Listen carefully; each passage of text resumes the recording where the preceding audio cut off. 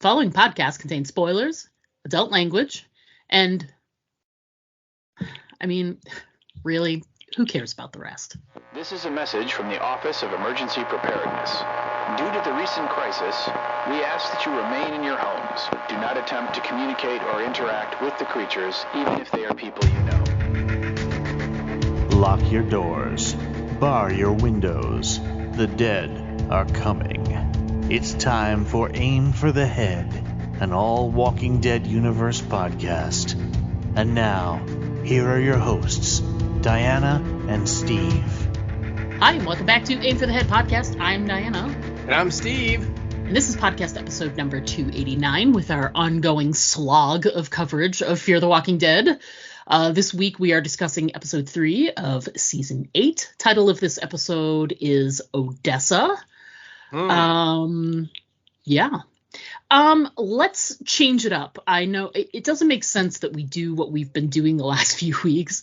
Let's do our quick thoughts and then we'll jump into positive shit and then we'll do the... Sound good?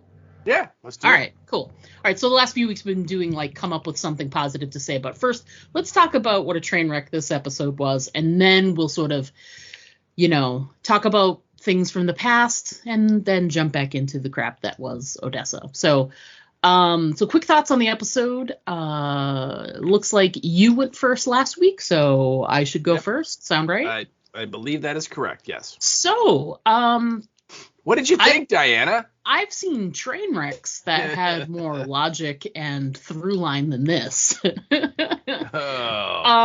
It was, the only thing missing was sort of departure from all things scientific. Although they did say that the treatment is quote unquote working on one boy, and I don't understand how that's even possible. But yeah, other than rampant scientific departures for radiation poisoning, pretty much everything else made no sense whatsoever. And I would say for the first time in a while, just not even really good acting. We're really starting to see some phoning it in. And it's helpful that some of it is, not the strongest people to begin with. I'm sure Ruben Blades is pretty checked out.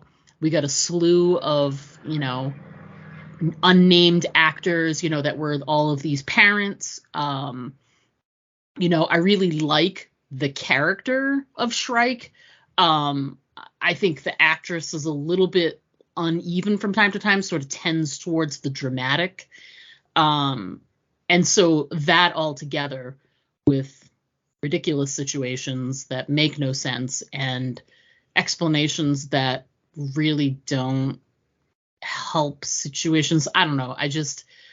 I struggle to find anything good about the episode other than it was nice to see Daniel again and for Ruben Blades to have more than one line, which is what it's been like for about a year now.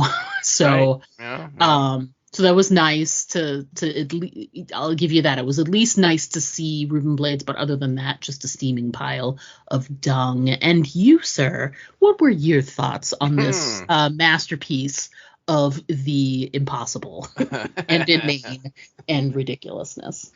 Well, I think, the one positive thing that I can say is that of the 3 episodes that they've shown so far this season, this was the best one so far. Oh, really? I did not so. feel that at all, but I respect your opinion. I think that this show at least had a little bit of pacing to it. Okay. But they've because I think we touched on this last week that there are 6 episodes in the first half and 6 in the second, and the Padre storyline is only going to run 6 episodes. I really believe that they're gonna wrap this up. Yeah, and then they'll get to the last 6, which is like we were speculating, either they're going to head back to Alexandria or do something to push some of these characters into possibly showing up in other shows from the main show, that kind of thing. Yeah. And so because of that, I think we with the Padre storyline. We finished with the setup, and we've moved on from a lot of the isn't it great that that we were covering last time, like the of course. Yeah. It's Mo is Morgan's kid, and of course all that. We're done with the of courses, and now we're into the revelation, which I like to call the dum da dum dum, which is they give us an answer to some question about their show that is supposed to like give us insight, and like this one is like we they say like we kind of pierce the veil on what Padre's all about, and every time we get an answer to like why something happens on Padre, in my head literally I hear dum da dum dum, because it was just so stupid and dumb, you're like, really, that's it, okay. But I did think it did move well, so it didn't take long. You were like, oh, the episode's already over. Yeah, that's okay, great. That's fantastic pacing. So yeah, and so I thought that was and again, that was out of the three, this one I think moved the most. The other two were much slower episodes in terms of pacing. So, but yeah, I mean, it's just silly. It's just silly. And again, written by the Knuckleheads again. So, we don't even get another voice in there from one of their, group in their writing team. It's just coming from them. And not good. So, overall, it's the best of this season. But this season is, really kind of, more of the same ickiness. So, not saying much. It really is. So before we dive headfirst into the excrement, as I mentioned, if this is your first time back listening to our Walking Dead coverage, we've been trying this season. It's been a struggle to do this too. It's been we want to try to remember simpler times, better days, and try and highlight, before we get talking about all of the crap that we just watched, we want to try and highlight and remember something from the past that we actually really enjoyed with Fear the Walking Dead throughout their whole, other 7 seasons. Although we're really sort of just sticking to those first 3, let's be honest. I mean, there were some highlights here and there, but and you went first last week with this, so I'll go ahead and jump in. And I wanted to say that one of the things that still endures for me, and it's hard to sort of take that and square it up against the show that we have now, but I really loved that first sort of promotional shot they used for the series and the scene that it surrounded, which was Nick running away from that church when his girlfriend turned. Yeah. And it's just him in we found out later, it's literally her shirt he threw on because it was teeny tiny or whatever. And he's running, and the look on his face, and it's, Frank Delane is a really great actor. And he and everything was on his face. And I really, when I think about that image and how much it really made you like the tightness in your stomach and the tightness in your belly, and you're nervous and tense for him. And this is new characters. We don't know, could Nick have died the very first episode? He could have. We don't know. Maybe. We didn't know what they were going to set up. So there were actual stakes and all this other stuff. And it was just really, really well done. And I don't want to forget that. I don't want to forget how it felt to watch that episode and to see that, they used that image over and over in the promotion for the series starting.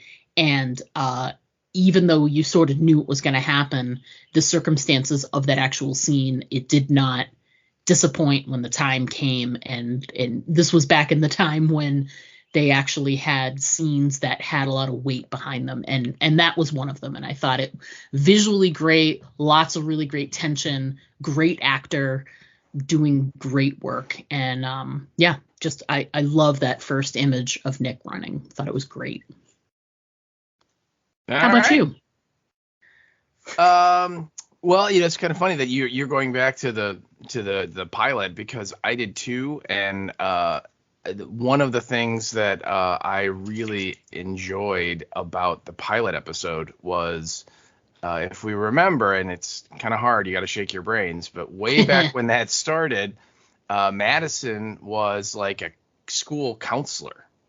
Yep. If you remember, right, for the high school, and if you remember, there was the one kid that she kind of had a relationship with. He was kind of picked on, and he ended Tobias. up in Tobias.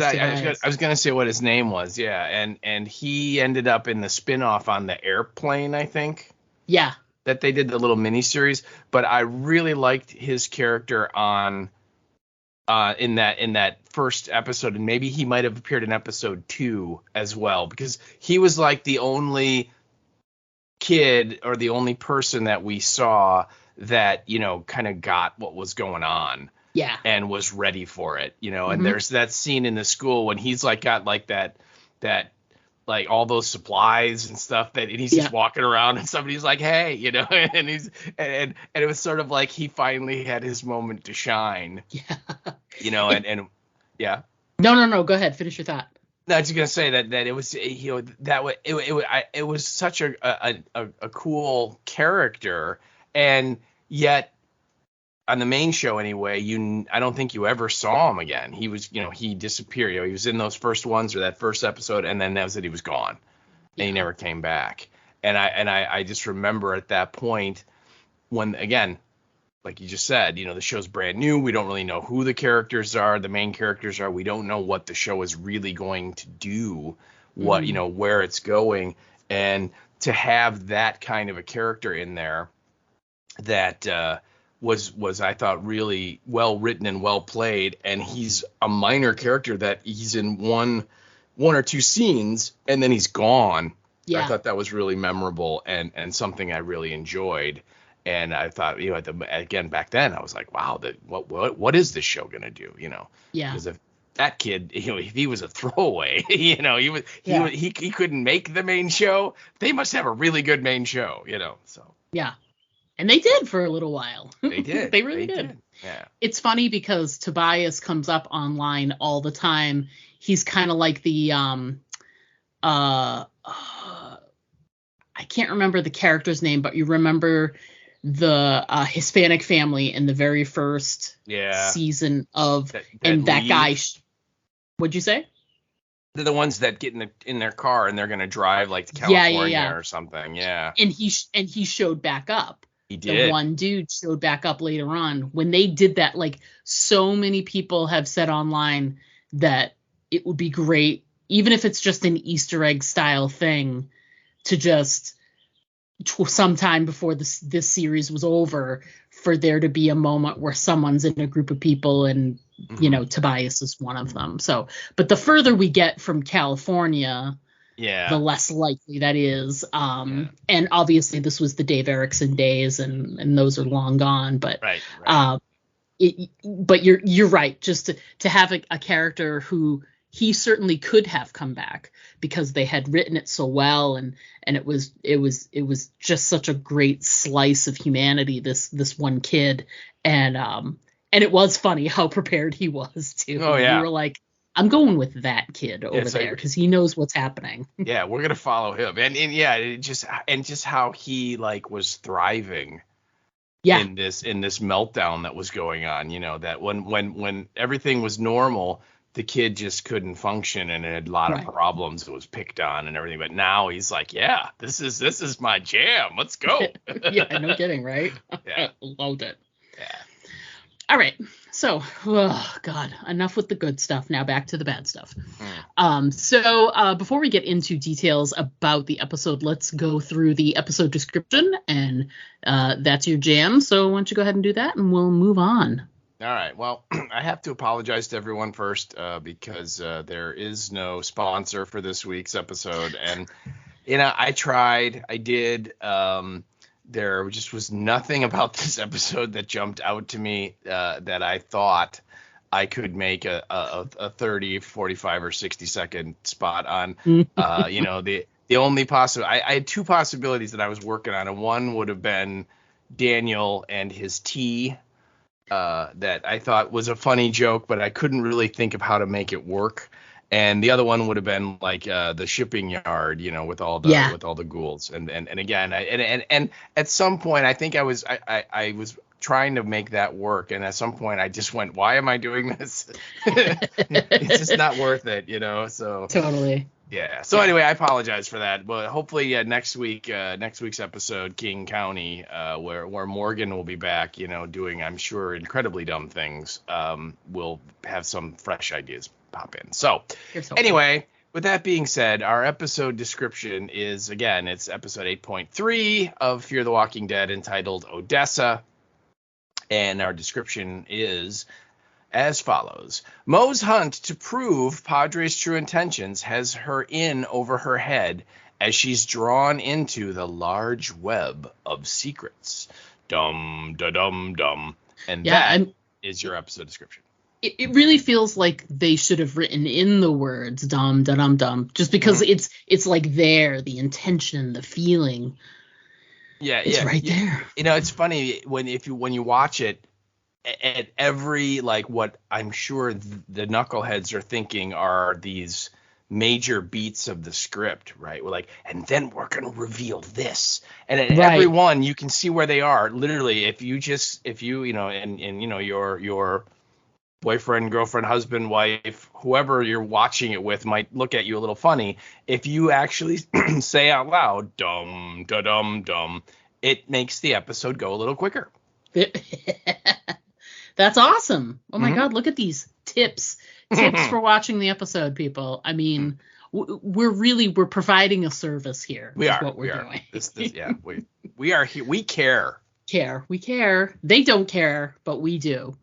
So let's jump in with obviously the writers are the same ding-dongs that they've always been, but it is a different director this time around. Yeah, it is a different director, so that's really the only thing that's changed so far from the two top creatives. Again, it's our knuckleheads, it's Chambliss and Goldberg yet again. Yes. And our director this time around is a gentleman named Ron Underwood, and we've talked about him before. He is done a decent amount of work in the Walking Dead universe. Majority of it is Fear with the Knuckleheads, so it's late Fear. It's not any of the early stuff. But he also did an episode of Tales of the Walking Dead as well, so he's spread out a little bit. But he joined on in season 5, and I think, let's see, he's done 1, 2, 3, 4. He's done 6 episodes of Fear and 1 episode of Tales, and he started in 5. With episode 5.10, and the title was 210 words per minute, and that was the episode of Morgan and Grace in the shopping mall.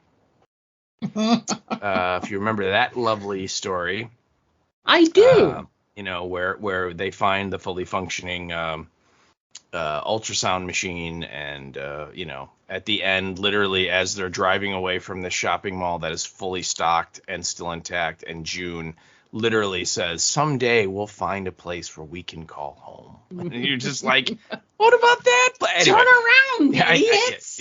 I don't know. Anyway, so that was it for season 5. In season 6, he directed episode 6.4, which was entitled The Key. And that is the episode where John Dorie Jr. Investigates the death of the other ranger. Oh, yeah. And it turns out ultimately that it's Dakota that killed him, but they actually blame this other girl that was part of our group, and they end up like tying her to a tree and let the walkers eat her. Yes. That lovely one. So that was that one. Then in season 7, he directed 7.3, and that was Cindy Hawkins, and that's an episode that I actually kind of liked. Which is where John Dorie Sr. and June are in Teddy's bunker. Right. They find the body in the secret room, and they kind of, John Dory Sr., of course, was always trying to get Teddy, and so he kind of puts it together, and he sees her ghost, and her ghost is kind of helping him find stuff and so on. It was, again, not bad. It was not amazing television, but it was certainly not the worst that this show has gone. Right. And then he also directed 7.12 from last season, and that was the lovely Sunny Boy episode, and that, of course, is the episode where John Dory Sr. dresses up like a catcher and gets eaten by all the ghouls. I still can't believe that happened that way. While Morgan apparently just cheers him on from a safe distance. Yeah, that's that horrible, horrible episode. And then this season, season 8, he directed this episode, Odessa, and he also directs next week's episode, King County. So he has these two back to back. Interesting. And then on Tales of the Walking Dead, he directed the very first episode, Evie/Joe, which was the prepper episode with Olivia Munn and Terry Crews. Yeah. Oh. So that was not my least favorite one. Right. It was not. It wasn't. None of the tales were like outstanding, but there were ones that I thought were not as good as that one as well. So. Yeah. So that is our director. So that is Ron Underwood. So. Excellent. All right. I'm pretty sure. Was the title card Madison? I really couldn't tell. Yeah, it was hard to tell, but because she had the hammer kind of in her belt, it looked to me like she did. Yeah. I assumed it was Madison as well. Yeah, but you're right. It was not very definitive.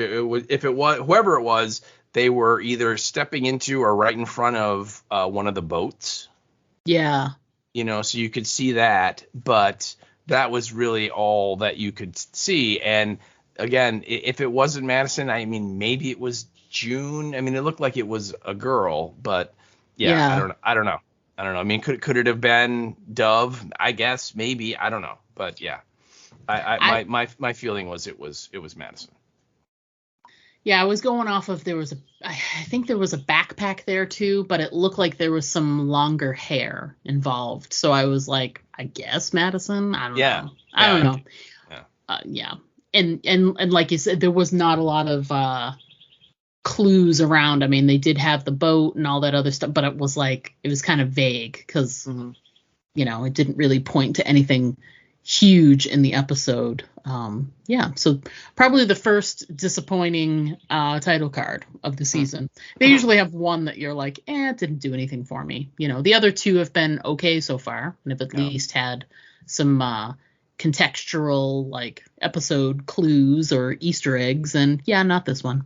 No, this one not so much. Yeah, not so much at all. So I apologize in advance for my negativity, but I literally wrote as my first note, I said, I don't even know what notes to take, as each scene was just as ridiculous as the next. Yeah. So, yeah. I mean, I think the thing that drives me bananas, too, is there was potential. There's potential. We were talking about it before we started recording, and one of my first actual notes is I put that the June Madison reunion was boring, and it shouldn't have been. They could have had some tenseness, something strange, something weird, or who knows. And then later on in the episode, when she sees Daniel too, that was boring as well. And I'm like, yeah. Very underwhelming, at least. I mean, if you account for they had the 7-year time jump, right? So it's a minimum of 7 years these people haven't seen each other. Mm-hmm. But then however much time it was from the time jump starting to the stadium, because that's the last time anybody saw Madison. Right. That's 4 years, maybe? Yeah. So we're looking at least 10 years since they've seen Madison. She hasn't aged a day, by the way. She looks fantastic. Yeah. Her skin is flawless for someone who's in such poor health and all of that. But yeah, I feel like you've got this ready-made moments of tension you could have created. Tension, strangeness, awkwardness. Maybe, and maybe none of those things at all. Maybe it could have been touching moments between, Daniel and Madison have been on this they're characters that have known each other since literally day 2. Yeah, since episode of the 2. apocalypse. Yeah, so yeah. there's no gravity to that meeting. There's no weight to that, running across. I don't know. So yeah, so that's sort of how it started off, was these moments where they've got potential, and like my wife walking in the room and making noise. So yeah. So there's these moments of great potential, and they're just not paying off. They're not. They could, but they don't. Well, it's just, when they first introduced Madison the way they did last season coming back, I was already like, okay, I cannot believe that she would, if she survived the fire, like her number one goal wouldn't have been to find her kids. That's the first thing. I just didn't buy that. Right. And then to like, she finds Padre, and they threaten her with you better do what we want, or we're gonna go look for your kids, and if we find them, look out. And that's enough to get her to be like, oh please, I'll do whatever you want. I didn't buy any of that stuff. But then for this season, she's now run into people that knew her kids for a long time in the last few years, and she has no questions at all for any of them, or very few. You would think it would be like, tell me everything. What happened? How were they? What did they? You know what I mean? And this one is even in more so with June, where June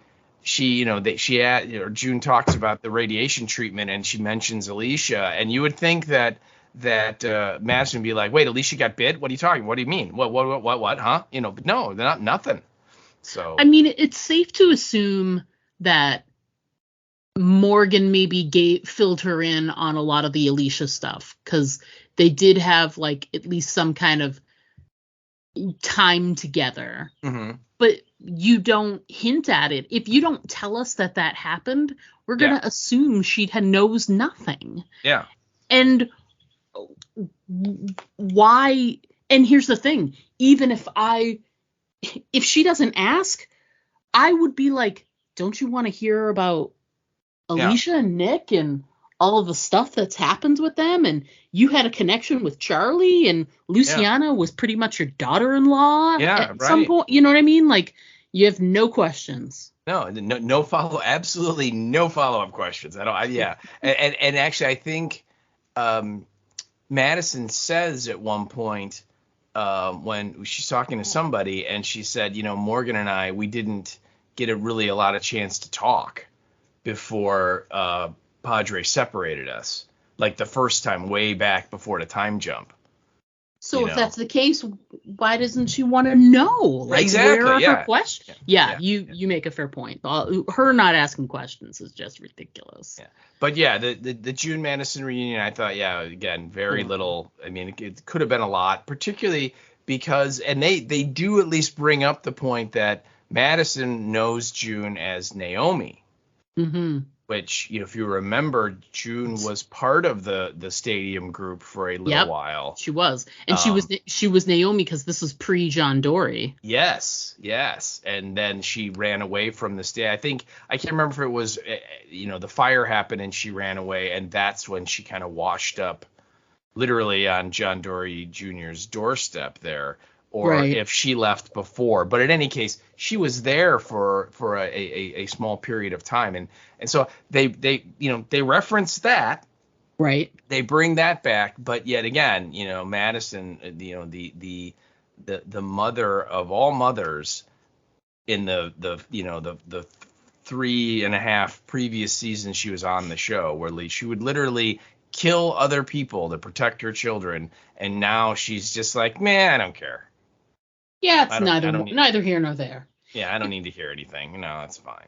I'm good. It's interesting because at the same time that we have these episodes, unfolding, where Madison is not asking questions, does not seem interested in learning anything about Alicia or Nick, and also if you like you were saying, go back to, she didn't even try to find them, and Right. they're not explaining away why that's the case. So we've got that happening on this show, and then they are currently filming for the Rick and Michonne thing. Mm-hmm. And you know that the fandom will go absolutely berserk if they don't deal with why hasn't Rick gone to look for his family yet. Right. Out of it, you know what I mean? But they know it. So you know that it's going to have to be covered in some way, because there's no way that Rick Grimes would just not go back to his family. So that has to be covered. Yeah. But I have faith that they will do that on the Rick and Michonne show. And when they announced that Madison was coming back, I was like, how are they going to explain that? And where was she? And why wasn't she looking for Nick or Alicia or anything? And I had no faith that they would cover it. And I was right, because they didn't. They didn't. No. They really just didn't. Yeah. Yeah. And that was one of the again, this is just a plot or a universe question, but in that little moment when June and Madison are talking, and June mentions the radiation, because Madison's like, what's going to happen to me? What are they going to do? And June kind of spills the beans about, well, they think they can fight the bites with radiation, and then she talks about, there was, based on the fact that Alicia had been bitten, and the way she talks about Alicia, she goes, Alicia lasted longer than anyone I'd ever seen, which to me implies a finality of, she eventually died, but did she hang on for a long time. And again, correct me if I'm wrong here, because this is my future Australian ex-wife, and maybe I had some sort of stroke, but did we not see her walk away in the sunrise and she looked pretty healthy at the end? Yeah, I mean, she was still showing she was sweaty and glistening, but she was showing some effects, but it was no different than any of the other days. Yeah. Where she was she'd wake up and be like, oh, I feel woozy and weird. Yeah. Almost like she had the flu. Right. Yeah, so that never changed. Yeah. And I guess I can see that, and I was thinking about this, and I can see the viewpoint of, well, the last time that June saw Alicia, because remember, she didn't get on the raft. She stayed on the beach, and they all paddled out into the Gulf of Mexico or whatever and went on their crazy trip. So the last time she saw Alicia, she did not look good. Right. And maybe she's just filling in the blank of, well, she looked like she was about ready to check out, and so I'm just guessing she did. But yeah. I'm just saying, from the viewer standpoint, it's like, no, we all know. I mean, the knuckleheads have said Alicia is still alive. Yeah. So and don't get me wrong, there is absolutely zero chance that Alicia Debney Carey will be on the show again. Okay, yeah. So that's not going to happen. They're not going to bring her back in, episode 12. It's just never going to happen. So, if that's the case, why are they? I don't know. It doesn't make any sense to me. I just don't understand why all these other characters are telling Madison that, oh yeah, Alicia's dead, when the audience knows she's not. It doesn't make sense. And they did the same thing too when they brought up in her awkward conversation with Daniel, the same thing, and he's talking about Lucy and Charlie. Yeah. And I couldn't save them, and I'm like, so are they dead? I get to right. Well, Charlie, okay, I can get that, because Charlie looked, she was fatally exposed. Even in the Walking Dead universe, she appeared to be fatally exposed to radiation. But yeah, with Luciana, he definitely was talking about she's no longer living at this point. I mean, that was the implication that I got. And yeah, it'd be interesting to know how that happened. We can fill in the blanks for Charlie and for Alicia even if we wanted to. Mm-hmm. But there wasn't anything wrong with Lucy. No. And the way that Madison is like, well, let me get to the files on Padre and I can find out, and then you'll have it almost like she's telling Daniel, I can give you closure on those two people, and you'll at least know, how they went out, kind of a thing. And again, I'm sure Lucy is still alive and is going to show up at some point, you would think, but. It's again, the writing, the writing is not good in general, but certainly the writing in those two conversations, I definitely got the sense that those characters firmly believe those other characters are dead. Yeah, it's crazy. I wasn't expecting. I was expecting them to make some trimming of the characters. Like, we only have 12 episodes left. We can't tie up all of the loose ends for all of these millions of extra characters we've brought on. And sort of the writing was on the wall when they did the things like, Mo Collins does not, her name does not appear in the credits for season whatever. Her last, they did this whole series on Twitter where they're like, the last time Sarah appeared in an episode was this was the this was the last appearance of that character. So when they started doing that for her and Wendell and for Charlie, I was like, oh, we aren't going to see these characters again, probably. But for on the show, for them to just be like, yeah, we don't know. We're like, what do you mean you don't know? but like Denai is still in the credits. Is she? I believe she is. Yeah. I mean, I suppose I could watch it again, but I mean, why would I want myself to do that? But yeah, that's not fair. That'll be homework for next week. Is I'll look and see if they list her. But I think they do. But you're right. Like Mo Collins is no longer in the credits. Yeah. I'm disappointed. I mean, if it were any other season, I'd just be like, it's just them. But you've got to understand there's an element of wrap up. There's an element of closure. And just talking about someone half-ass and like in passing is not going to do it. I know more about what's going on with Dove and Finch and Mo, who are characters I literally just met, than people who've been on the show for several seasons.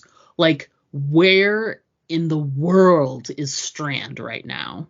Yeah. Well, we know he's like teaching drama at some university in Southern California, right?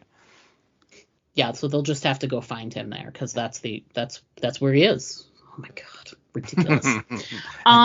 So just to sort of like get out of the June Madison scene, let's sort of like go through, and I gotta say the other thing that really hit me in that scene is, why did they cover up the face that's on the, you know what I mean? The one they used to bite little Finch. Yeah. That's Why'd they cover it? A hydraulic contraption. I don't know. And the way they covered it with like a piece of cloth or a bag or whatever, you're like, what? Yeah, I don't know.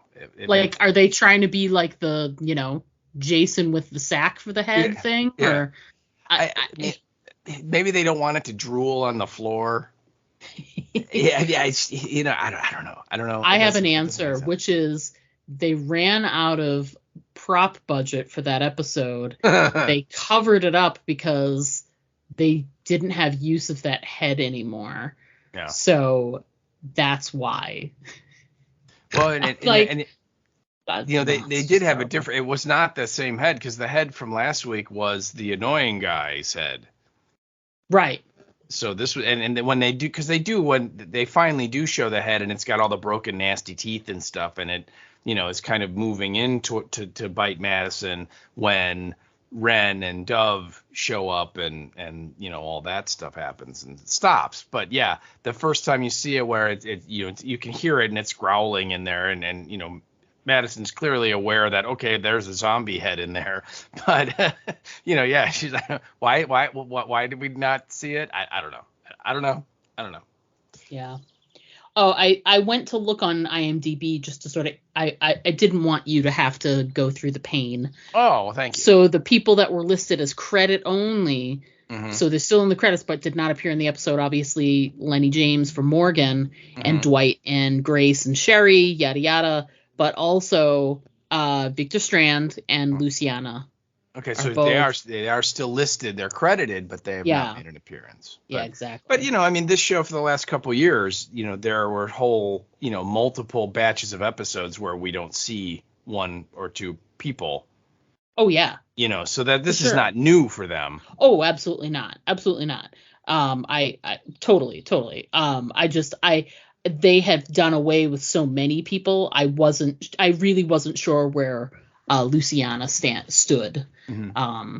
So maybe she will show back up again, or maybe we'll get like a backstory on what happened. Like maybe we'll get a flashback that sees what happened to her.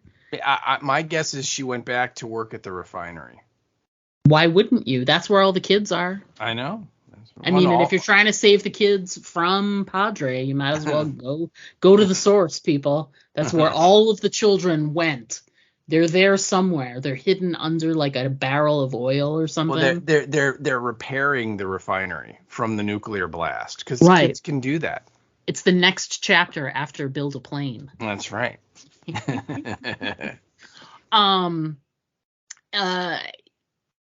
Is it okay if I move on from June and Madison to other things? Yeah. I would just point out that I liked the way that they edited the shootout in the train car. Okay. And again, I think it was at that point where I noticed that, okay, this episode's moving along. Mm-hmm. And I thought that was well staged, where June, grabs the gun from Shrike, and then, she gets into the shootout with the two guards, and she, cuts Madison free with the scissors. Again, I thought it was, technically I liked that sequence. It moved really well, and it moved well together. The editing was nice and lined up and so on. But anyway, continue.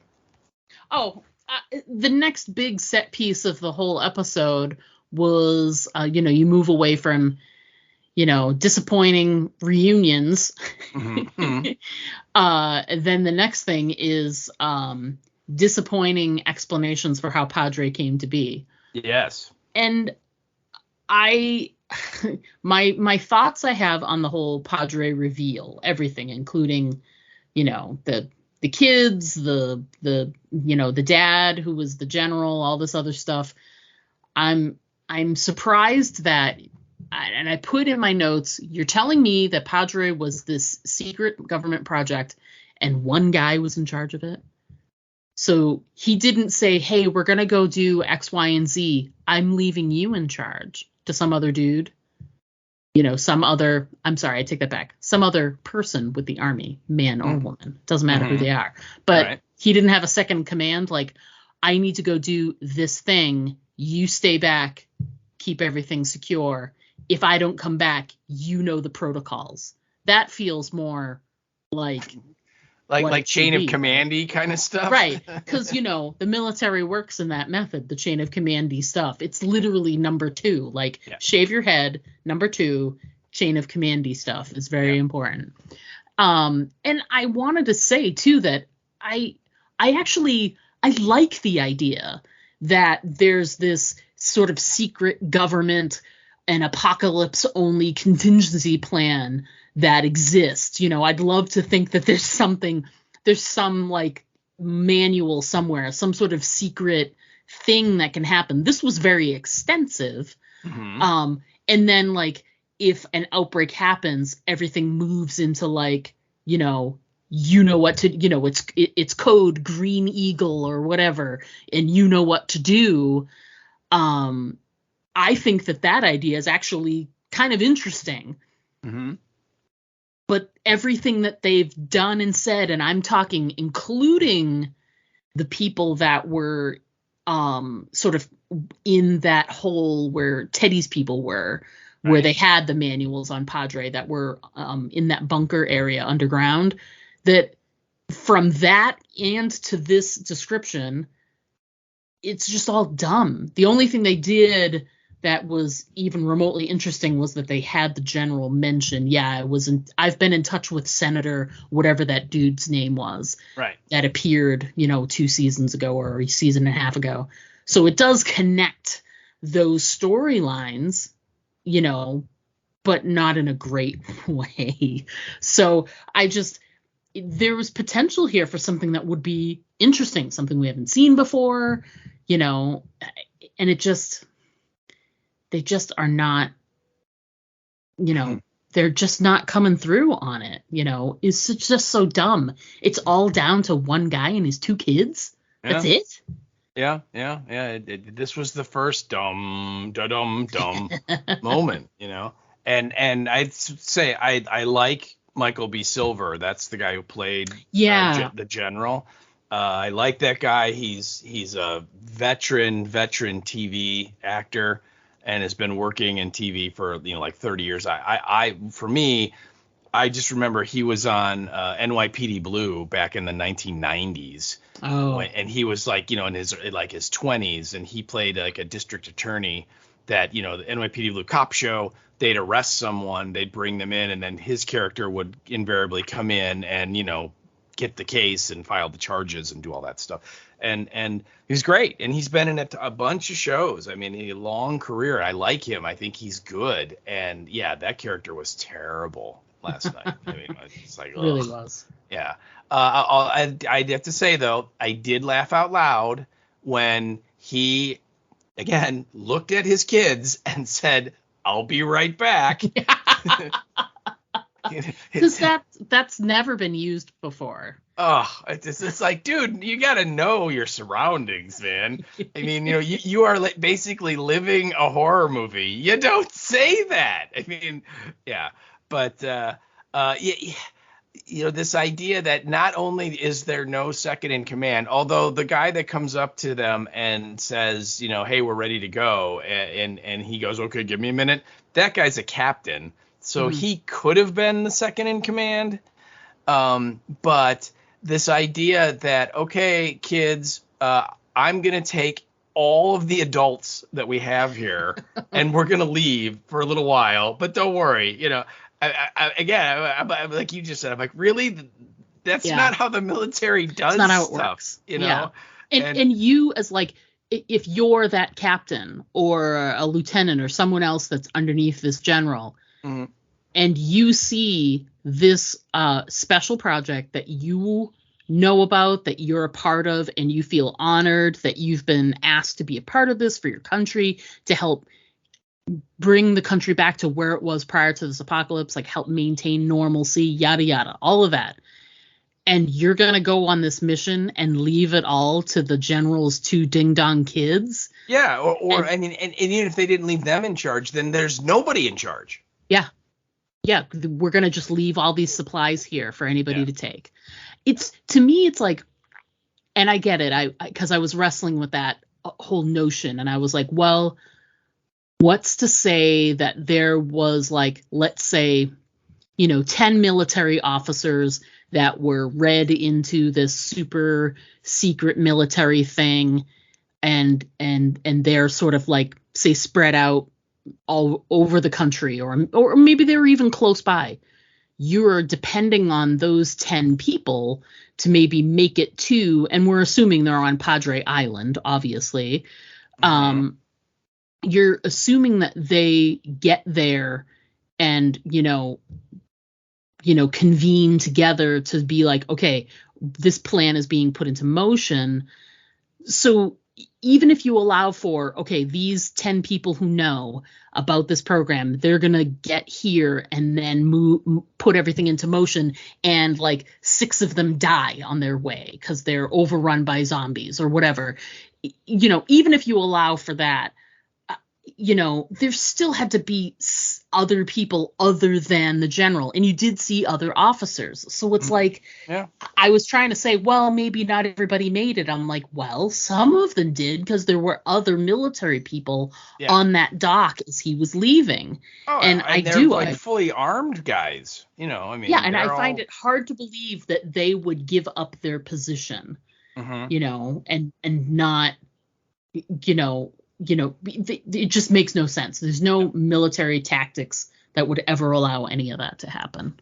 Yeah, and you wouldn't think that Padre, that facility would have like a regiment, or I mean a considerable number of grunt soldiers assigned to it to its operation, right? I mean, if you have a 2-star general there, which is what he was, Yeah. I mean, that guy, that's a senior officer, right? I mean, he's not as powerful as a 3-star general, which is the lieutenant general, but there are very few lieutenant generals in the United States Army.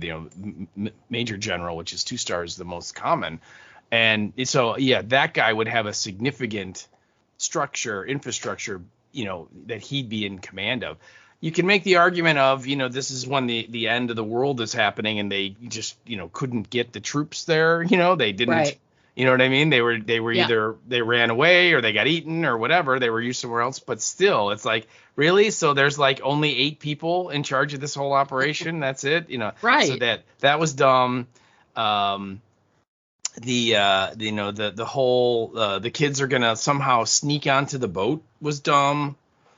And then I'm sorry, but we find out that Shrike's real name is Samantha, and her Dimball brother's name is Ben, and Ben is this obviously something wrong with him, binocular obsessed kid that can't even stand for a minute to let his dad not have these stupid binoculars. I mean, I was just like, really? It's like, dude, well, let me ask you, first of all, I didn't buy that they were younger. You know what I mean? I didn't, it was dumb. Yeah. Like, well, it's like, those are like 28-year-old actors trying to play like teenagers. But how old do you think those, they said 12 years ago, how old do you think they were supposed to be?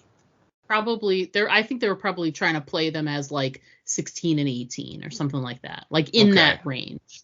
Okay, so not effectively, but I think that's what they were shooting for. Okay, so and you think he did? I think she said he was younger than her. Oh, okay. I think they did. I think they said that. So if he's 16 and it's like, really, you're gonna go run up after your daddy to give him his binoculars, and you're 16? I read somewhere that there was some kind of internal explanation that, when he's showing them on the binoculars, they're looking at a woodpecker or something, and they made some comment about their mom and, she's looking over us or whatever, and that the son has some sort of connection with the binoculars, like, it'll keep the dad safe, and it'll keep him safe, and yada yada. And I'm like, but it was just like, it's so thin, it's dumb, and it makes no sense. And then he does something stupid that it's just too much. It's too much. Trying to describe it. Yeah, and I don't know that you have some thoughts on the young Shrike. Oh yeah, there's no way that that's Shrike minus 12 years. Mm-hmm. Not at all. Not when you use the same actors. So like you're saying that if I were to put my hair in pigtails, I wouldn't look like I was 12 years younger. Well, the first thing you'd have to do is grow some hair to put it into pigtails. Woo. I know. Okay, I gotta get cold something in here. I gotta get something to drink to put these flames out. Hold on. I know, right? That's not how it works. I wear my hair in pigtails all the time, and I still look 48 years old. It's like, there's no, like, I don't just all of a sudden put my hair in pigtails and be like, oh, people are like, Diana, you look like you're 30. No, no. It doesn't happen. I almost half expected that they were gonna like give her braces too. Like this will make her look like, and like big glasses. Yeah. Glasses would have made more sense because it would have hid her face a little bit, and it would have made her look a little bit more juvenile. I don't know. Yeah. But I'm just like, it just was not.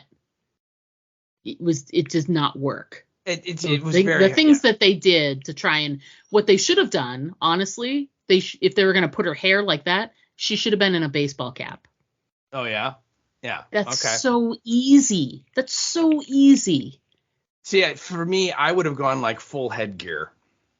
So she would have the metal, thingies with the bands attached. I mean, the whole Yeah, deal, right? Like Joan Cusack in 16 Candles. for sure. I mean, that would have I mean, worked, but I mean, a yeah. baseball hat is way cheaper, and that reads as young. They could have both been in baseball hats. I don't know. Yeah. It was terrible.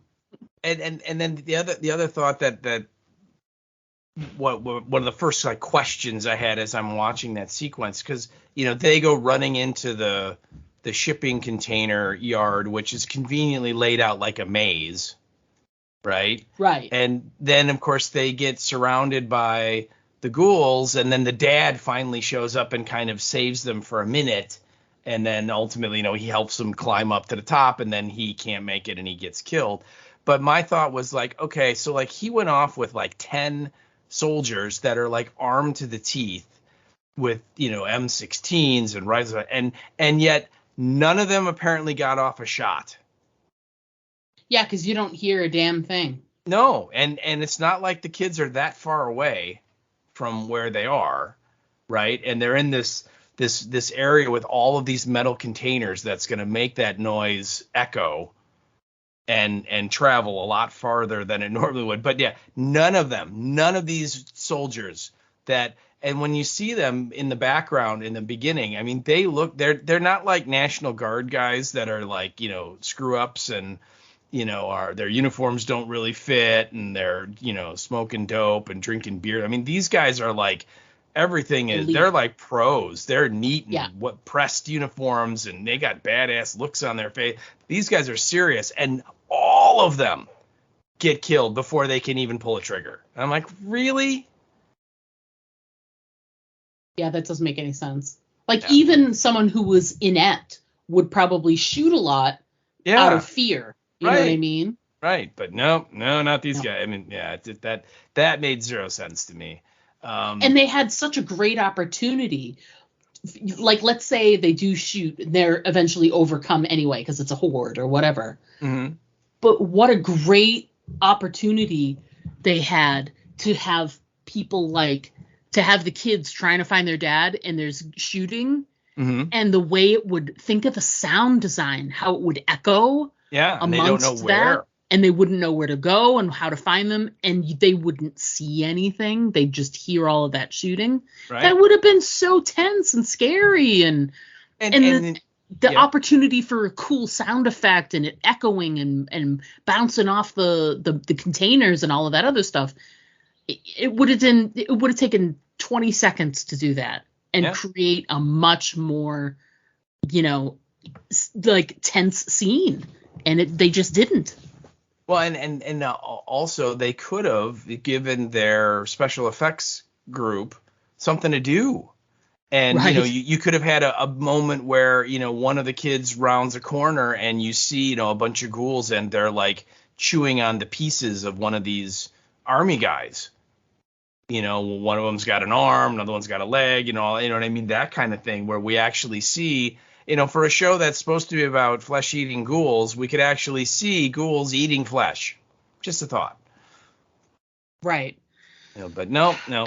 I mean, I will give it this. In the last 2 episodes, we've seen more zombie bites and ghoul attacks than we've seen in quite a bit on either series. Like, there was just, there was not enough death in the finale for Walking Dead to make me happy. Mm-hmm.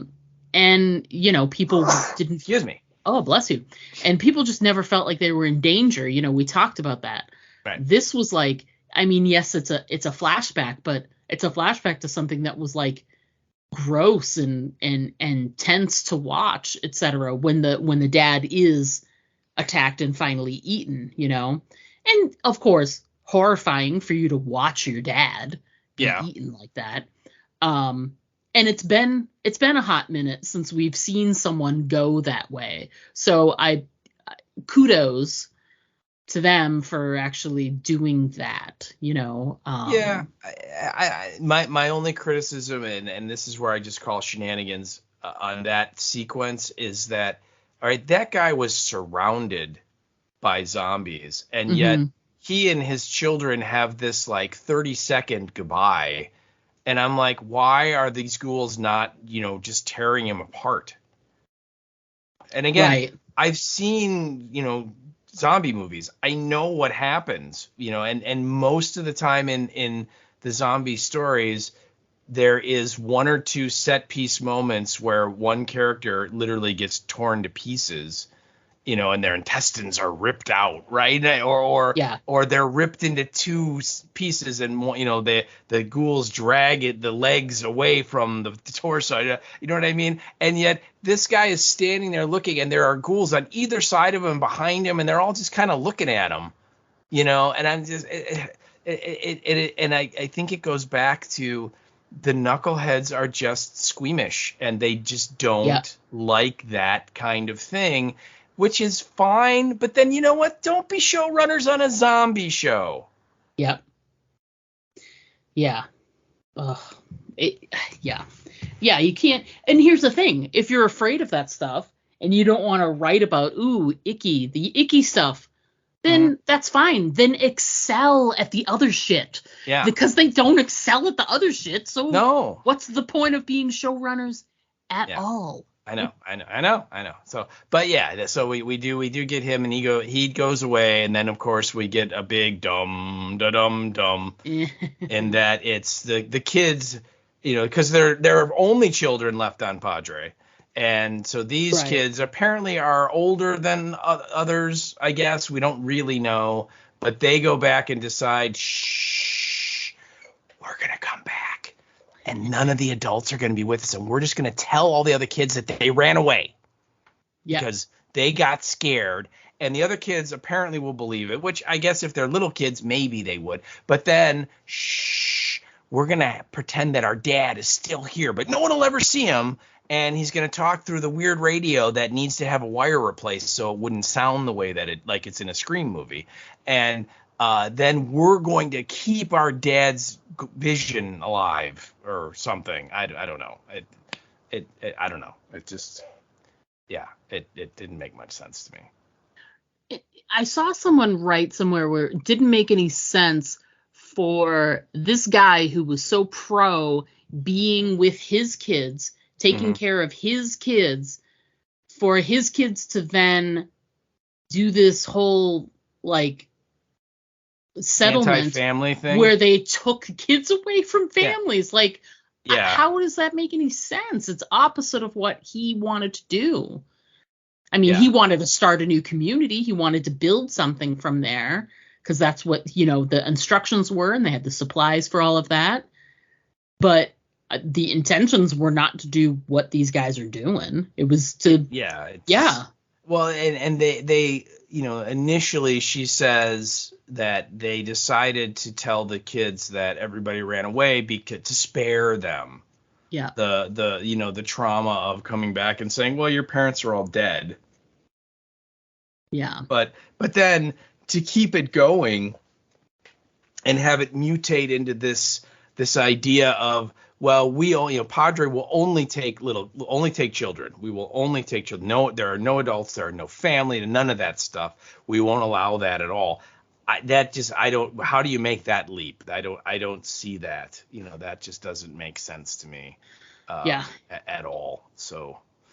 Yeah, it has no logical center for where they, even if it was some sort of PTSD reaction, these guys miss their dad and miss their mom. So a PTSD reaction would be more like, oh, you're the natural father. Oh, well, we have to have you be here. Yeah. You adopted these kids. I don't think that works for us. We'll take them from you. They're not your kids. That would make more sense. But they took natural children, that were born to the, Finch, and that just doesn't make it makes zero sense to me, all of that. Mm-hmm. All right. So let's talk about more things that didn't make sense. So I didn't write a lot of notes, but I just put insert a bunch of boring and not tense standoffs here. Oh my God. Oh, hey, I heard that. Yeah, that was sorry, that was not a tense standoff, but just one of my neighbors who has a motorcycle drove by and felt the need to beep his horn. Beep the horn a little bit. Now I will investigate further later. I suspect that my wife and mother-in-law are on the front porch and probably waved. And we'll have to have a conversation about waving when we're recording the podcast. This is just unacceptable behavior, I'm telling you. Yes. Not only were they tenseless and boring confrontations, and they just kept going on. That was the first thing. But I'm sorry, their plan to get the files, when you're holding like the number 2 person of the other guy's hostage, and you want to like use that as leverage to get something, you don't take them back to their place with like 2 people guarding them.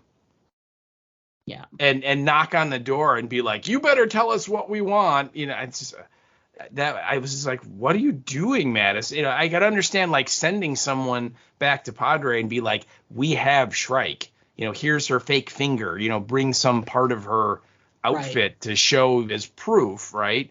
And it's like, if you don't give us the files, we're going to kill her. You know what I mean? Or something. But I don't know. That plan was just stupid plan. And the back and forth of it is really the stuff that drove me bananas. It's, the who has the upper hand changed about 40 times in this episode. We're in charge. No, we're in charge. And then we're in the boat. We're not in the boat. And as we're walking away, here comes Daniel again, and we're in charge again. And then leaving everything up to like making Dove be the person whose everything rests on whether or not she is for or against Padre. Like it's just so ridiculous. Yeah. Like all of that, like the back and forth. And, someone else wrote in and said like in the scene when they're in the train car, when it's like, trust me, I'm telling the truth. No, trust me, I'm telling the truth. It was basically like that for the whole episode. Yeah. Like, we have your best interest in mind. No, we have your best interest in heart. Well, when Daniel comes out and literally says, we have to stop meeting like this, I'm like, I'm guessing that was an ad lib by Ruben Blades, because it's just how bad it was. Yeah. It's just not good at all. And I did like, I laughed, I should say, when they're in the office, I think, and they have the records and everything, and literally Madison's like, well, we're leaving. And it's like, and if you try and get in our way, we're going to tell and this is like on the walkie-talkies. They're like, we're going to tell everyone on Padre who Shrike really is. And I'm like, everyone on Padre knows, because they all have walkie-talkies that always work. Yeah, of course. And I'm like, what about all the guards that are in the room with you? Don't they all know? Aren't they going to go tell all their friends? I mean, it was just ridiculous. Yeah. And then once you get to the reveal for who Dove really is, yeah, it just doesn't land. Like, first of all, you can't have it have weight if when they went and did that and they showed the girl, I was like, who's her mother? And I had to really think about it, because, man, I blocked a lot out emotionally from those episodes where Madison was back last season. And you really need to like give a little bit more lead up to that, or have it be someone who would like, was a little more integral to the storyline. I mean, this gal was on the screen for 5 minutes tops. She's in one episode. She's in the season finale of season 7. And if you remember, she and this group of parents capture Morgan at the beginning. Yeah. And they like bury him in the sand or whatever. And then eventually Madison shows up, and, we come to find that Madison took that girl's baby and, kind of lied to her about it or whatever. Somehow she got it. And so now she's trying to get it back. And so all of those people then like attack the dock where the Padre boats are, because they're trying to get their kids back, and they all end up dying. They all end up getting killed, and they get washed ashore, and they're coming up out of the water at the end. And, I think they bury Madison, and then Morgan comes up and saves her. And then they decide they're going to try and go to Padre to get the kid. But you're right. The flashback, I'm like, oh yeah, I remember that girl, kinda. Okay. I mean, again, I have no emotional weight or attachment to her at all. Yeah. But okay, I get it. The thing that really I was questioning and be like, really, is so Odessa, it ends up being really angry at Madison because all of Padre's guards killed her mother. I mean, that's what they say, right? That Madison apparently told her that, you can go get your baby back by attacking the Padre people. And then when the Padre people killed the mom, that's Madison's fault. I'm like, really? Why are you angry at her? You should be angry at Shrike. Those people killed your mom, not Madison, right? Yeah. Am I wrong? No, and I feel like that's what a lot of what's been going on the last season or two from this show is misplaced anger over like, I'm really angry at you for this thing, and you're like, but I'm not sure that I had anything to do with I wasn't in that episode. Yeah. I was listed as credit only. Yes. So yeah, I wasn't there. Yeah. Oh, yeah.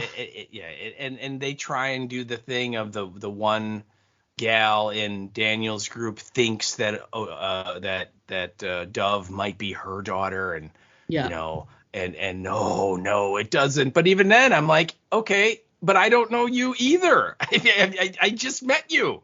Yeah. Yeah. I don't know. I just I don't know. I don't. Like I said, there were so many. I guess the only thing I can say about this episode is it moved well. They just plow through one ridiculous moment after another, and they don't really bother to slow down, because I guess the director realized that if you slow down, it'll give people to go, wait a minute. Wait, did we just? I'm like, nope. You don't have time to think about the new. Don't think about that. Look what's coming up ahead. We're on to the new thing. Daniel's walking around with a little Yeti cooler, like drink cup, and he's sipping from it. So that's what you're going to start thinking about, is that, not the ridiculousness from the scene before. I know. It just, it was cool. Is there anything else that we should discuss before we sort of stick a fork in this episode?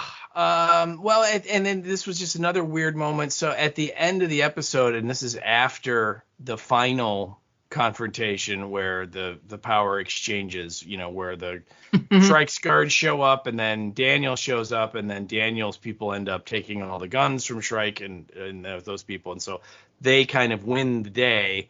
And then there's a scene where Madison tells someone, I know who should be the leader of your group. I think she's talking to Ren, and Ren's like, who? And she's like, your dad, Morgan. And my thought is, isn't Daniel, who's sitting like right next to you, isn't he the leader of their group? I mean, isn't that kind of an insult to him? Yeah, and haven't they like not gotten along in the past, Daniel and Morgan? I mean, I can't remember really, but I think there was some bad blood there for a little bit. Well, and and of course, Daniel had the whole mental thing going on too, right? So that didn't help. But I mean, I don't know, how much did they actually spend? How much screen time did they spend together? Not much, because they didn't really put Daniel in the show for the last 2 years. But anyway, I just thought that was weird that here's this group that he, by his own admission, he is formed, he's training them, he's getting them into fighting shape so they can take on Padre, and they seem to follow him, and they seem to like following him. And the first thing Madison is like, well, this group totally needs a leader. And I'm like, what? So I don't know. I thought that was weird. And then the other thing, the second time I watched this, I had this weird thought, because the knuckleheads, like their background, they came from Once Upon a Time, right? The ABC show, right, which was about like bringing the fairy tales into the modern day kind of a thing. So it was set in modern day, and they would have, Rumpelstiltskin and Snow White and all these things would happen, right? And so as I'm watching this and I'm learning that we're learning the dumb backstory of Padre, I had this weird thought of like, oh my God, the Knuckleheads this season, they're doing Peter Pan. and literally Padre is like Never Neverland, because who lived in Never Neverland? Do you remember? Yeah. Kids. Well, the Lost Boys, yeah. Yeah, kids without parents, right? Yeah. And, look at Shrike. She kind of looks like Peter Pan. A little bit. She's got that she lost a finger. It's almost like losing a hand. Right? To the Gators. I'm like now eagerly waiting, because I'm just hoping that sooner or later, before episode 6, there will be a ghoul that swallowed a damn alarm clock and ticks when it gets close to them. I mean, and then also, like, the brother, he's kind of like Tinkerbell, because, you really don't see him very much. You just kind of hear him over the loudspeaker. And I'm just like, oh my freaking God. But it makes sense, because that's what they came from. So that was kind of my funny revelatory moment there, where I'm like, this is what they're doing, and they're doing freaking Peter Pan. So and then the other thing too, and this is just a logistic thing, at the very end we get the scene of Shrike, and she's looking at the container yard, and it's fenced in, right? And there's I mean, it is packed with ghouls. There has to be 500 of them there, and she has this big discussion over the walkies with her brother about, well, we've been training the kids to fight, and now we can see how good they are. We're going to retake the container yard, and we're going to leave Padre, right? Because the brother tells them that, the Daniels people know where the island is now, and eventually they're going to show up, And so, and they're setting it up like this is going to be some big climactic battle, a hard fought battle. And this is just, me watching it. I'm like, all you need is like 3 Molotov cocktails to throw into that contained area where the ghouls are all standing shoulder to shoulder, and you don't have a problem in like 3 hours. Yeah. Right? You know what I mean? It's like they would all just burn up to death. It would smell like a big barbecue for a while, but so what? I mean, it's just, I don't know. It just, when you get to these moments in shows like this and movies like this, and people are like, oh my God, how are we ever going to do this thing? And it's just like, no, it's really simple. Why are you even, what's the discussion? You just, set them on fire and let them burn up, and then they're done. Where are they going to go? You're right near a body of water. Yeah.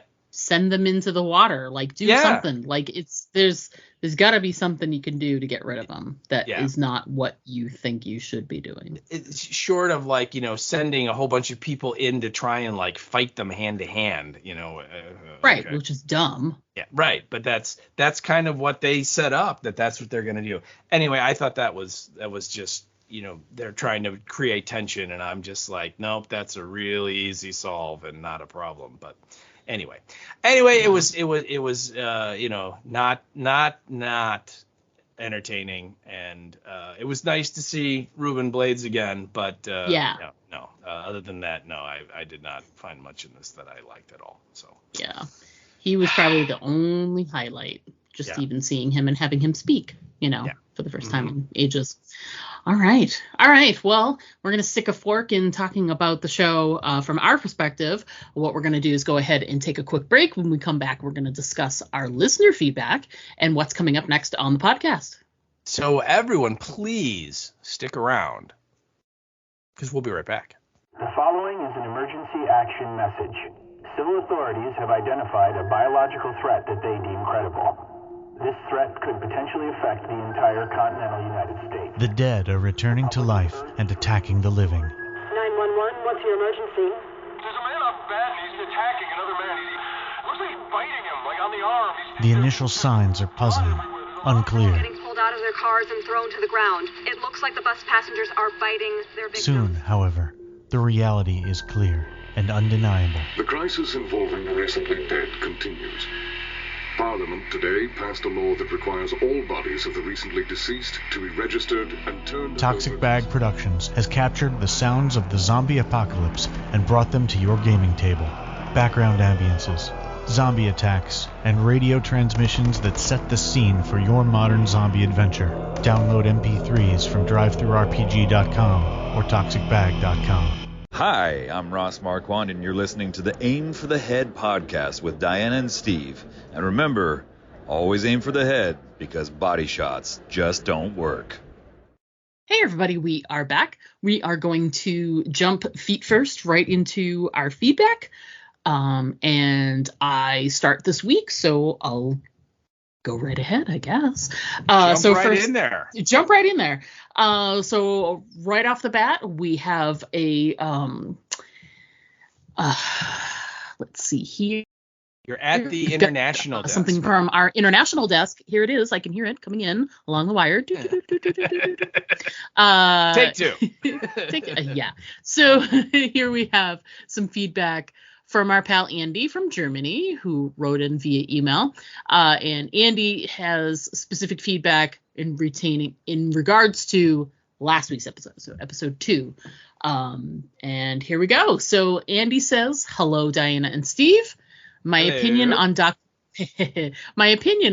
June's choo-choo train is that it violates the lore." I read a little bit of what he wrote, and I'm very excited to discuss this. Mm-hmm. The lore says that all humans are already infected with the zombie virus, so people who are bitten probably die from a normal infection. Antibiotics would help against that. Radiation, certainly not.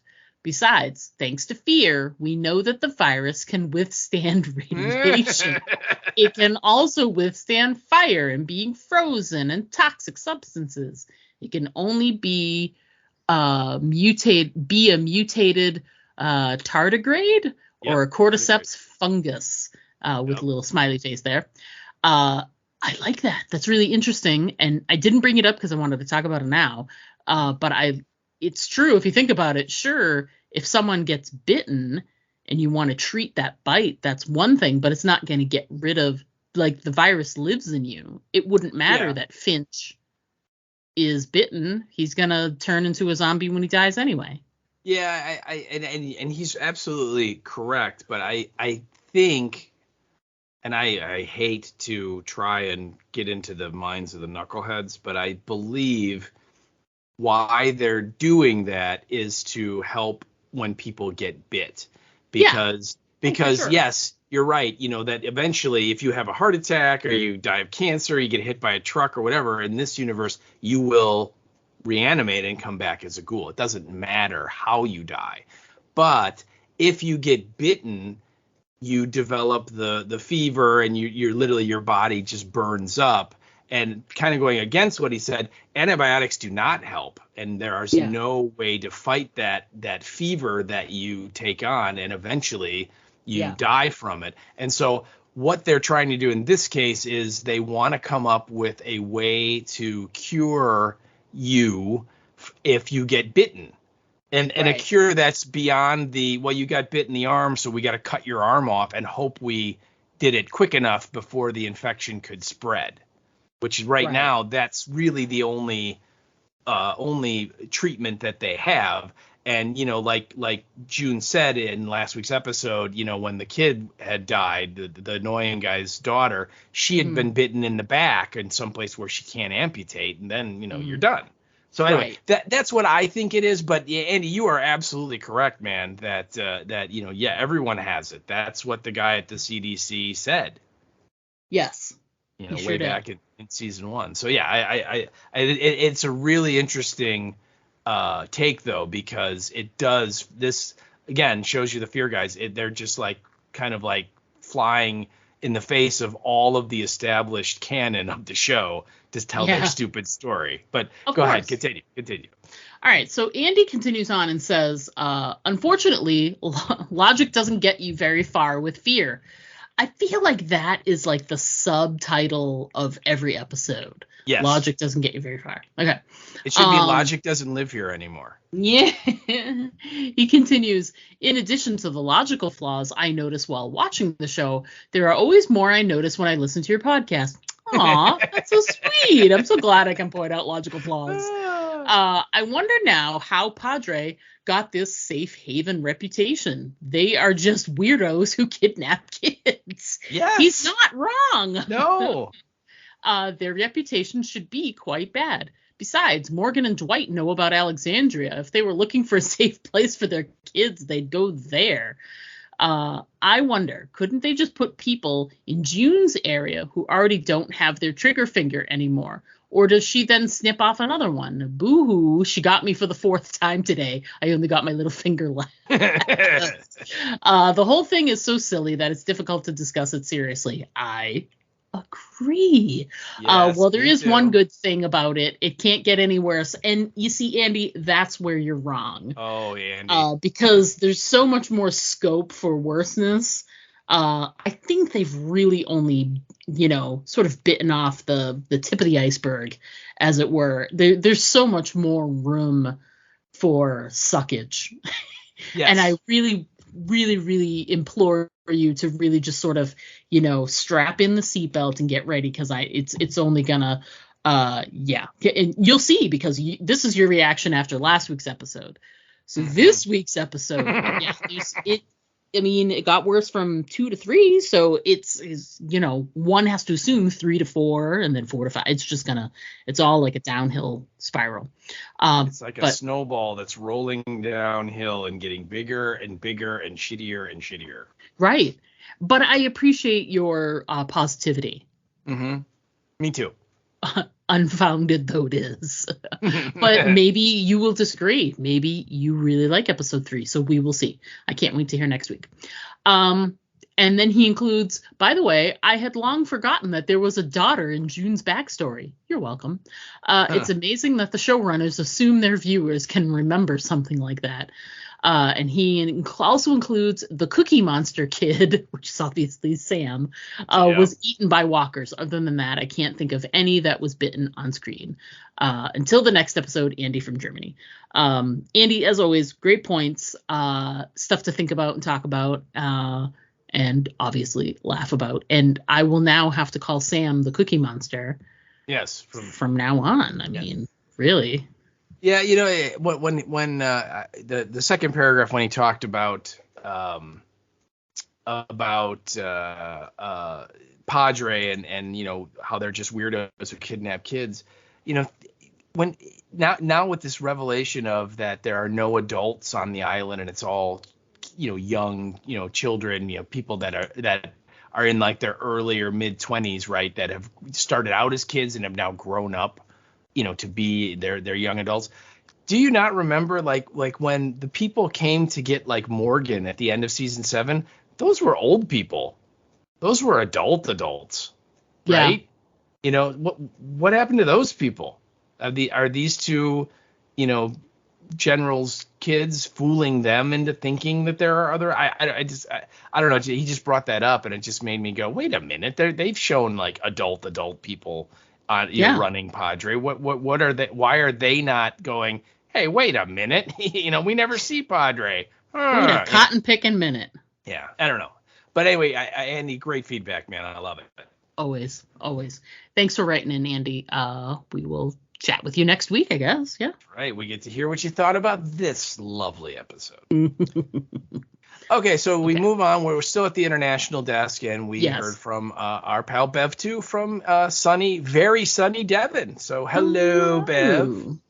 And she clicks in and goes, hi, guys. This came via the email. She goes, hi, guys.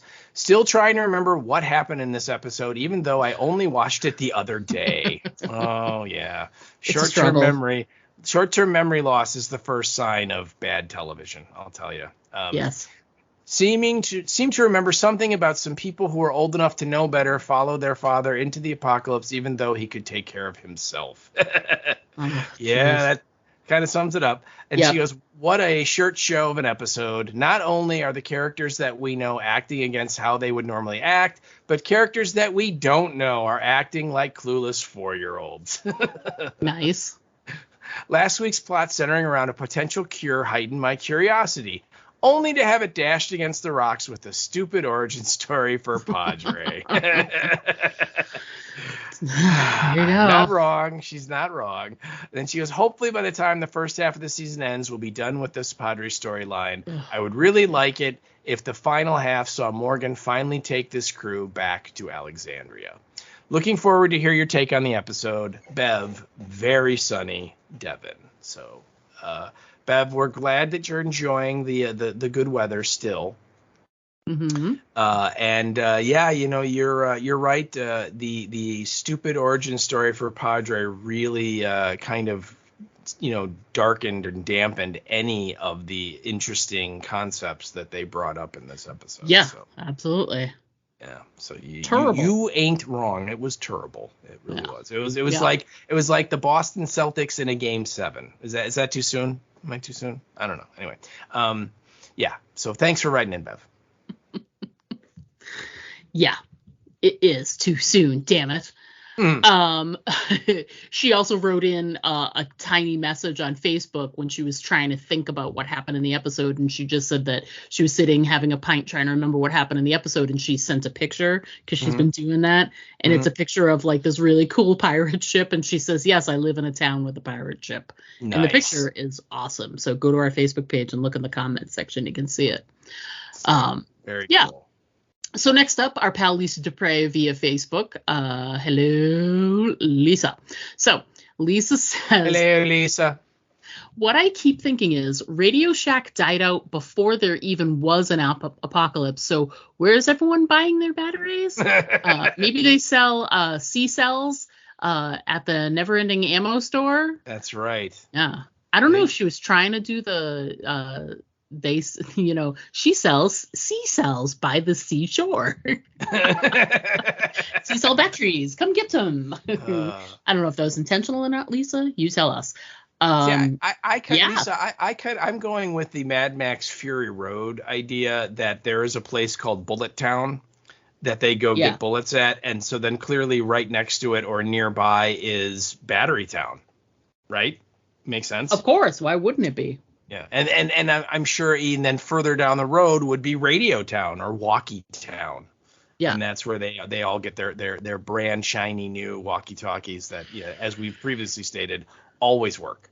Yeah, they always work. There is no non-working walkie-talkies in the Padre universe. The only time the walkie-talkies don't work perfectly is if it's a story reason of, suddenly Morgan can't get through to anybody, and then he has to go do something dumb on his own, right? I mean, that's really the only time that those things never work is when, and it's usually they start working and he starts having a conversation with someone and then and then he's like, oh no. But that's it. Other than that, perfect crystal clear reception always. Yeah, it's great. Yeah. It's great. It's good stuff.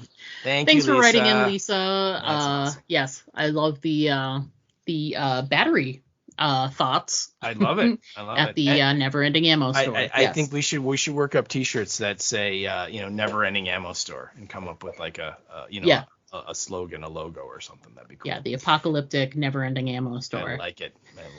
All right, so moving on, we received this also came via the Facebook, and this came from our pal Karen. Don't call me Lauren Cohen.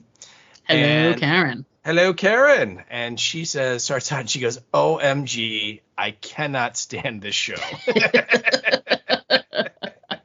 Oh, I'm right there with you. I feel you. Yeah. She goes, here's my list of WTFs. Number 1, their reasoning for stealing kids from their parents. WTF. Yep. Number 2, Madison's acting. Number 3, Daniel slurping that drink. And then she does put in parentheses, I guess it's funny, but so random. Yes. And don't you wonder if, like, he just, like, brought that cup on the scene for himself. And then after they shot it, they're like, well, we have to come up with a reason for him having the cup. So they wrote the line about the tea. Yeah. Steve and I theorized prior to recording that it was a condition of Ruben Blades coming back to do this final season of Fear the Walking Dead was, I will carry a cup with me at all times, which will have a, air quotes, beverage in it of your choosing. That's right. But I will be seen with this cup at all times. All times. It always has a Mai Tai in it. It's something. I mean, I would not be surprised. But you're right. It was very random. I laughed just because he kept going, really? Yeah. And then he just hands it to the guy, and the guy takes it. I'm like, yeah, good to be the king. Yeah. All right. So then she goes on to say that long ass standoff between the women at the beginning of the train. Trust me. No, trust me. which we talked about a little bit already. Yeah, that was just silly and foolish. Yeah. Then she, dumb. Right. Then she goes, random plot holes with Luciana and Charlie. Just tell us. We don't even care about those characters. Yeah, no kidding. Why are you holding out? It's not like we're on waiting with bated breath. We just want the closure. But right, it's there's not this massive segment of the fan base that's like, we need to know what happened to Luciana. Yeah. Nobody cares. Nobody cares. No. Then she goes, why isn't everyone more pissed at Morgan for giving him up to Padre as a trade so he can get his daughter back, only to give her up in the end twice? Oh my God. And then why aren't Dwight and Sherry out there trying to find and kill Morgan? That's what I would be doing if he caused me to lose my kids and pretend I'm not their mother. Yeah, no kidding. And then she goes, it's the brother hiding behind the glass while his sister's out doing his bullshit. And this kind of goes to what you were saying. Let's make someone look younger by just giving them pigtail braids. That totally works. It works. Yeah, as you have pointed out, you have actual anecdotal evidence that people go, oh my God, Diana, you look like you're 30. Yeah. I don't ever. Oh, that's so funny. That's very, very funny feedback, Karen. That's great. Yeah. Thank you, Karen. And our last piece of feedback is from our pal Erica Price, also via the Facebooks. Hello, Erica. Hello, Erica. And she starts off with, ahoy, captains, which that just alone just makes me laugh. I could not stop laughing at the burlap scarecrow walkerhead chomping away at nothing. That shit-eating grin, priceless. Daniel not only has a delicious drink in his fancy Yeti cup, he has a fancy designated drink holder person. The amount of pointless, no-tension standoffs in this episode greatly exceeds my level of care. Are they trying to say that the brother has been hiding in his dad's office all the time? I am curious to know if any of those shipping containers have loads of industrial-sized chocolate pudding. Yes. And I mean, it's really the only thing of worth that could possibly be in those containers. So I hope we find out. Yeah. So Erica, great feedback. Great feedback, everybody. Just oh my God, you made it worth it. I was having such a hard time coming up with things to talk about, and every time I plugged in pieces of feedback into our sheet here, I was like, these are hilarious. I can't wait to start talking about the feedback.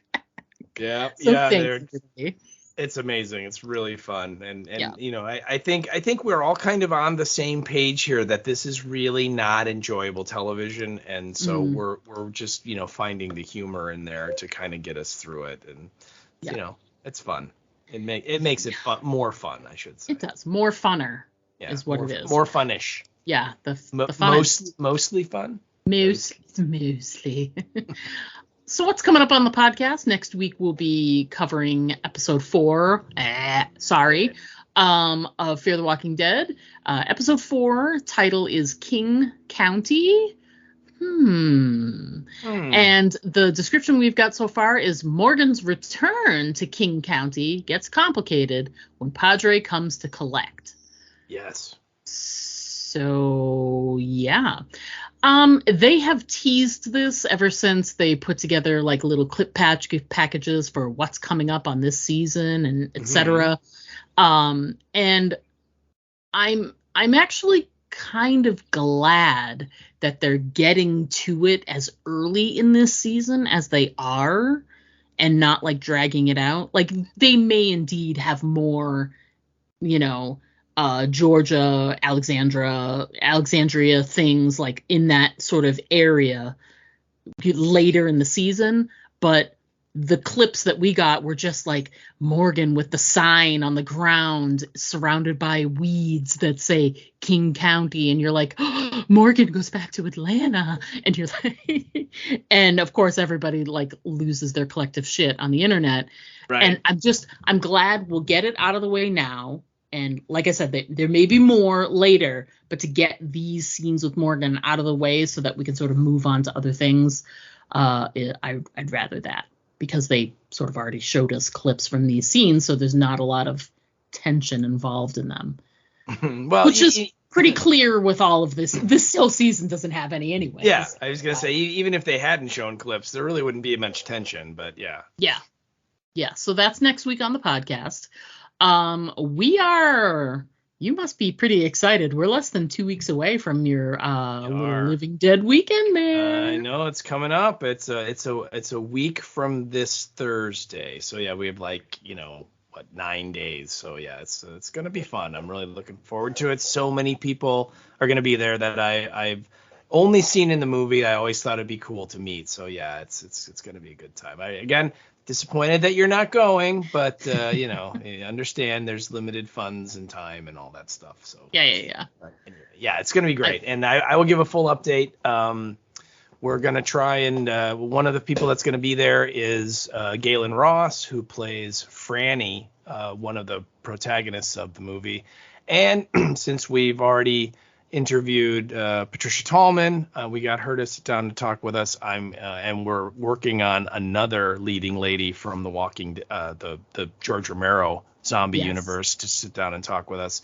And she has said yes. We're just trying to logistically nail down a time at this point. Yep.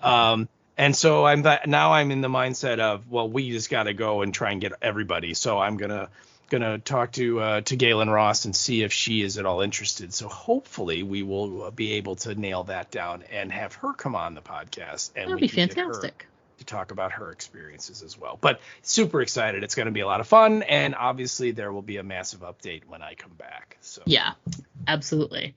And there may even be some pictures during the time he's at the event that we might have in our feed. So keep an eye on the Instagram feed and the Facebook feed for photos and good times, and looking forward to it. It's gonna be fun. I know. So yeah, how's that writer's strike going? Well, I kind of teased this last week that there's another podcast I listen to, and they have a national television critic come on once or twice a month, and they talk about TV, what's new on television. And he was on last week, but that podcast dropped after we recorded last week's episode. So I knew there was going to be an update last week, but I wouldn't be able to give it till now. Well, I listened, and he did have one, and it's not good. Basically the update on, and this was as of last Wednesday, so maybe things have changed, but I haven't seen anything in any of my feeds that say it has. But according to him, the two sides are not even talking at this point. So there's not even negotiations going on. It's just sort of the writers have their set of what they want, and the studios are kind of we'll think about it, and that's it. There's no back and forth or anything. That's not great. What makes the situation worse is that I believe he said in either June or July, the Directors Guild's contract is up and needs to be renegotiated. And then the month after that, the Screen Actors Guild's contract is up and will need to be renegotiated. And at this point, from what he has heard, there is a lot of rumblings that all three unions could be on strike before the end of the summer. I would assume too that it's a domino effect, that I feel be prepared to see directors that are going to say, listen, we are not even going to come to the table until you work it out with the writers. Them. Yeah. And when they do, we will come to the table and talk to you, but it is a non-starter for you to even Well, and you I agree, and you would have to think that all three of these unions want to get this streaming stuff sorted out Yeah. So, if they can't sort it out with the writers, why would the directors or the actors be like, well, we can come up, with something that no, you're right. It's not going to happen. Yeah. And just to give you an idea of what the future of television could be, I believe ABC announced their prospective fall television lineup. And I mean, I'm not kidding you. If you can go look it up. It is like every show is a reality show.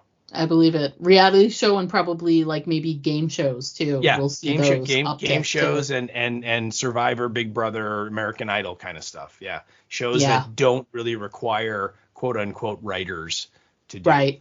So, and if they're announcing that tells you that they are not super confident that something's going to be worked out. Yeah, not in time for them to have a fall premiere. Right. So, and it's only like we're like 48 hours, 24 hours away from June 1st. That's it. Yeah. So. Wow, this is crazy. Well, folks, be sad that maybe your shows won't be back, but this is your opportunity to catch up on the shows that you have always wanted to and don't have time to, because the new content thing isn't going to be happening for a little while. So, show these guys how important they are by actually consuming their other content, There you go. There's your chance to catch up on a show like, I don't know, Chernobyl, let's say. Yeah. And if you do, there's a fancy companion podcast. There is. That you could listen to, ours, and just back up a few episodes. That's right. You could also watch another HBO show, The Last of Us, perhaps. Yeah. You could. You could watch a great Korean show called Kingdom if you wanted to. Yeah. These are all fantastic ideas. And you should watch all of them. And when you're done, you should listen to the podcast. Yes. Our podcast. For super insightful insight, I'm telling you. Yeah. Our insight is so insightful. It is. We're the insightful list. That's right. It's right there next to the ammo store. It is right next to the ammo store. Anything else we need to discuss before we wrap this up this week? No, I think that's everything from my end. All right, perfect. Well, folks, thanks so much for listening in again this week. Special shout out to all of our folks that wrote in feedback. Hilarious this week. You help us make it through each week. We're looking forward to even more. So if you have a funny thought about episode 4 right after you watch it, please share it, because clearly it's what's sustaining us from week to week. So let's work on sustaining each other for the long haul here. So let's help each other out. Help me, help you. That's right. So that's going to be it for us until next week. But as always, I'm Diana. And I'm Steve. And don't forget to always aim for the head. Because body shots just don't work. To send us an email, write us at aimfortheheadpodcast@gmail.com. And our Twitter handle is @AFTH Podcast. Pictures and video are always welcome at our Instagram account, Aim for the Head Podcast, all one word. But the best way to keep in touch with us is to just like our Facebook page to get all of our updates in your feed.